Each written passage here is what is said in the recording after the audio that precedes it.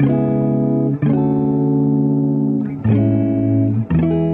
morning, everybody. Welcome to the T.T.T show. Here we unravel debates of literature and history. I'm Missy, your host, and today we're going to be dissecting one of the most debated figures in fiction. That is Victor Frankenstein. Now, some say he's a tragic hero, and others say he's just a cautionary tale on opposing God. To help crack this case, we have Professor Schuyler, a Nobel Prize-winning literary critic and expert in classical tragedy, Matt, our literary enthusiast, and finally, Miss Anna, an award-winning author on topics of feminism. So before anything else, let's start off by defining what a tragic hero actually is. Well, you see, a tragic hero, as Aristotle defined it, is a character of noble status who possesses a fatal flaw, or hamartia, that ultimately leads to their downfall. They're neither purely good nor evil, but their own choices, not fate alone, seal their doom. Quite like Victor Frankenstein, whose singular choice altered the entire fate of his family and himself due to his constant chase of godlike features. So basically, a tragic hero has potential for greatness, but ends up self-destructing themselves through their own actions. I like that kind of definition. It reminds me of Oppenheimer, who was just crushed by the consequences of his creation. Right. And the most tragic heroes isolate themselves. They reject communities, ignore warnings, and refuse to confront their own mistakes. Alright, now for the big question, what really happened to Victor Frankenstein? What really went wrong with him? We've seen ambitious thinkers like him before in history. Take the medieval alchemists, who believed that they could unlock the secrets of nature and turn lead into gold. Or the Enlightenment scientists who pushed the boundaries of human knowledge to conquer nature itself. But Victor doesn't just want to understand life, he wants to control it. So where does he cross the line? When does this ambition become dangerous? Well, you see, Victor's pursuit of knowledge and the creation of the monster was a sequence of very complex events.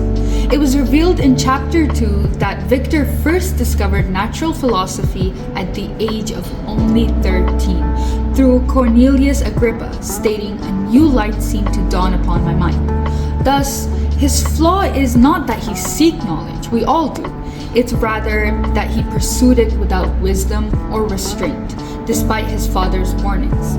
He does not consider the moral implications of his discoveries.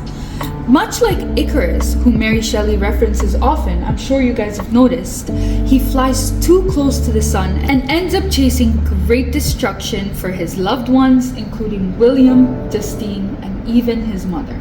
For real! It's unbelievable how quick this dude abandons his own responsibilities the moment he realizes that how bad he messed up. Listen to what he says in chapter 5.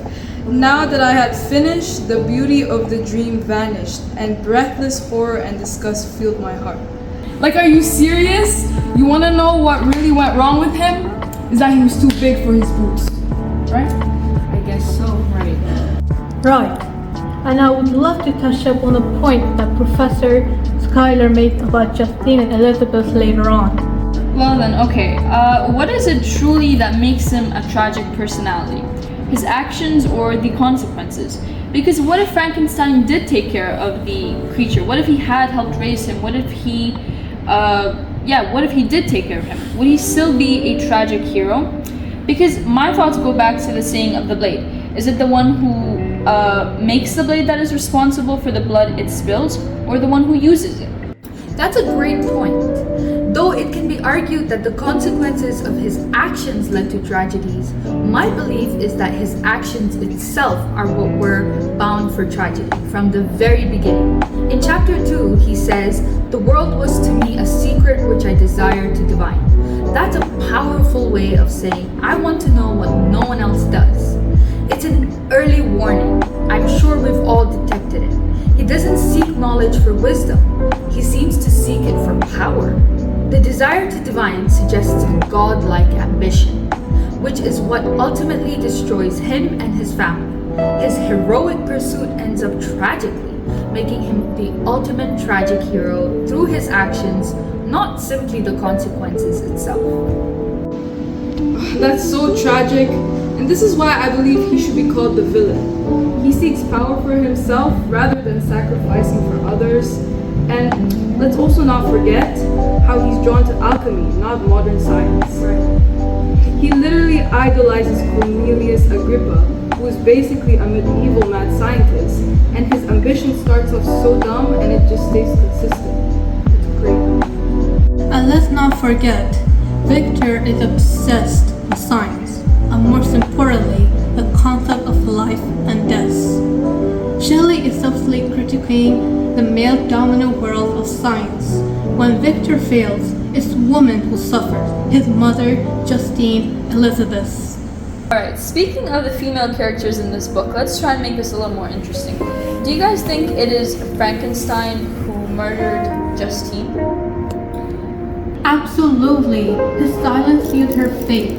A true tragic hero downfall does not just affect himself, it destroys others in the process. Also, notice how women bear the brunt of his failure. Shelley isn't just writing a horror story, she is critiquing the power structures that leave women powerless due to the actions of men. Right, and I would argue Victor's inaction is far worse than his actions.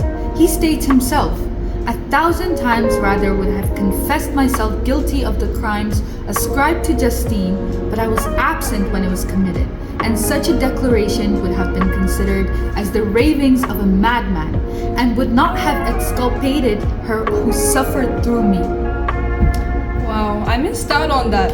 So you're telling me that he really admitted to being guilty of Justine's murder? I can smell the villain. Here, he's not only admitting to be guilty, but also is justifying his silence by saying no matter what, her fate was decided, though his consistent guilt does make him more human and aligned with heroic character rather than antagonist. All things considered, it is an entirely open discussion as to whether Victor is a tragic hero or a pure villain that is disguised under his guilt and constant reflection. So with that, we wrap up today's discussion. Thank you so much for tuning in to the T.T.T show, and remember, some knowledge is always best left undiscovered. Thank you, Professor Skylar. It was a pleasure, Missy. It was a pleasure. Thank you, Max. Thank you, Dam me up. Thanks, Mrs. Anna. Thank you. Thank you so much. This was a wonderful discussion. Thank you, ma'am. I hope to see you guys again. Thank you once again. Thank you. Thank you. Thank you. Bye-bye. Thank you. Bye, guys. Thank you so much.